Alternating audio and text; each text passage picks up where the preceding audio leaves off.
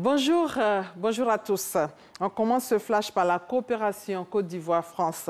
Le chef de l'État, Alassane Ouattara, sera reçu à l'Élysée ce jeudi par son homologue français Emmanuel Macron. Il s'agit d'un déjeuner de travail entre les deux hommes d'État. Cette séance de travail pourrait être une occasion de parler du renforcement de la coopération entre la Côte d'Ivoire et la France.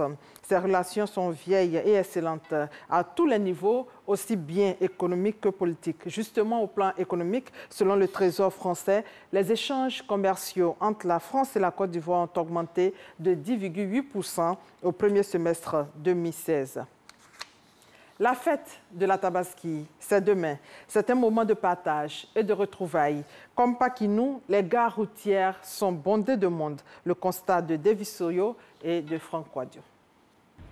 À 2 jours de la fête de la Tabaski ou encore Aïd el-Kébir, les gares routières sont assaillies par les voyageurs. Il est 9 h ce matin. Dans cette gare, difficile de se frayer un chemin. À même le sol, d'autres sur leurs bagages, certains debout, tous dans l'attente. Quelques-uns encore sont dans la file pour l'obtention du ticket. Je vais à Djibberois précisément. Ils m'ont dit de prendre le ticket de d'Issia. La fête de la Tabaski, moyen choisi pour retrouver la famille et les amis. La Tabaski, c'est vraiment le moment de se retrouver, de partager et puis de communier en prière. Dans la ferveur, quelques plaintes cependant s'élèvent.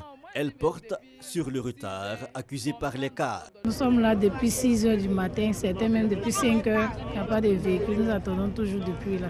Je suis arrivé à la gare à 5h30 par là et j'ai eu le ticket à 6h00. Et si mon ticket m'a mis 5e départ en plus. Et bon, je ne sais pas encore à quel moment je vais arriver. Cette année, il y a trop d'affluence. Ça marche dans tous les sens. Boaké, Issia, Daloa, tout ça, ça marche.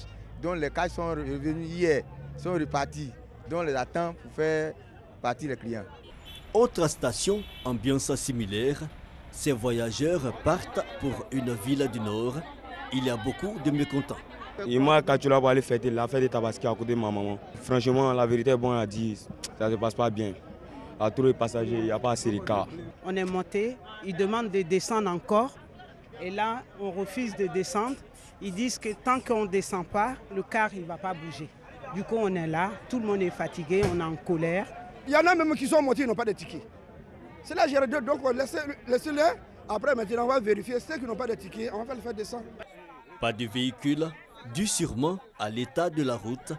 Mamadou ne lâche pas son mouton. Il doit regagner sa ville natale. Donc c'est la seule fête que nous les croyants on a pris en charge.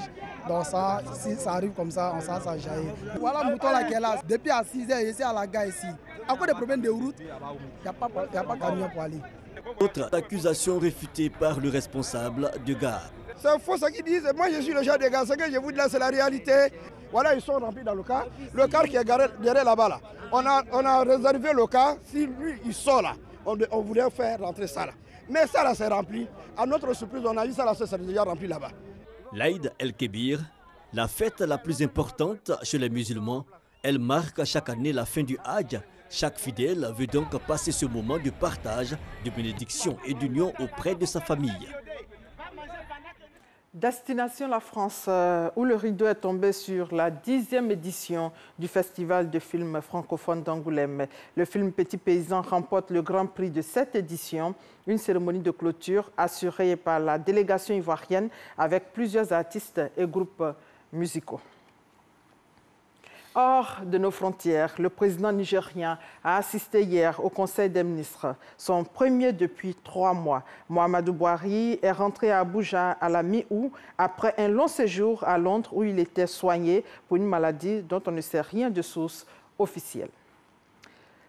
13 civils d'une même famille ont été tués mercredi dans les frappes aériennes américaines visant les talibans dans l'est de l'Afghanistan, ont déclaré jeudi des responsables afghans locaux. Et en Inde, pour terminer, plusieurs personnes tuées, d'autres ensevelies après l'effondrement d'un immeuble à Bombay. L'édifice a été fragilisé par les pluies torrentielles qui se sont abattues sur l'Inde. Au moins 7 personnes ont été tuées et une quinzaine sont portées disparues selon des sources hospitalières. Et voilà, c'est la fin de ce flash. On se retrouve à 13 h. Merci de votre attention.